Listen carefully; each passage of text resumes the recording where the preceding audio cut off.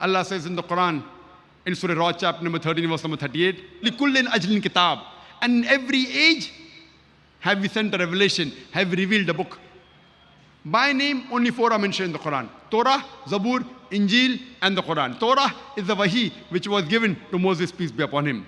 Zabur is the wahi, the revelation given to David, peace be upon him. Injil is the wahi, the revelation given to Jesus, peace be upon him. And Quran is the last and final revelation given to the last and final messenger, Prophet Muhammad, peace be upon him. All the revelation that came before the last and final revelation, the glorious Quran, they were meant only for a particular group of people, and the message was supposed to be followed for a particular time period.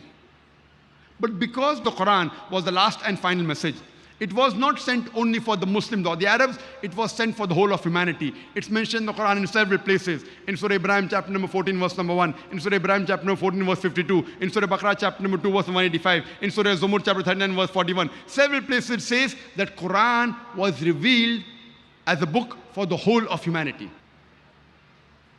Because Quran was a book revealed for the whole of humanity, it was not meant only for the Muslims or the Arabs.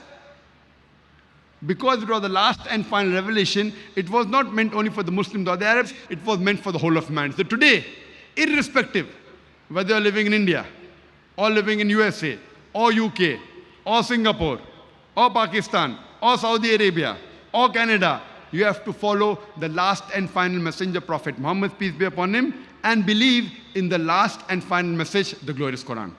I would like to end my talk by giving the quotation of the glorious Quran from Surah Nahl, chapter number 16, verse number 125, which says, Udu ila sabili rabbika bil hikmah wal mu'azat al hasna wajadil billati ahsan. Invite all to the way of thy Lord with wisdom and beautiful preaching, and argue with them and reason with them in the ways that are best and most gracious. Wa akhir da'wana alhamdulillahi rabbil alameen.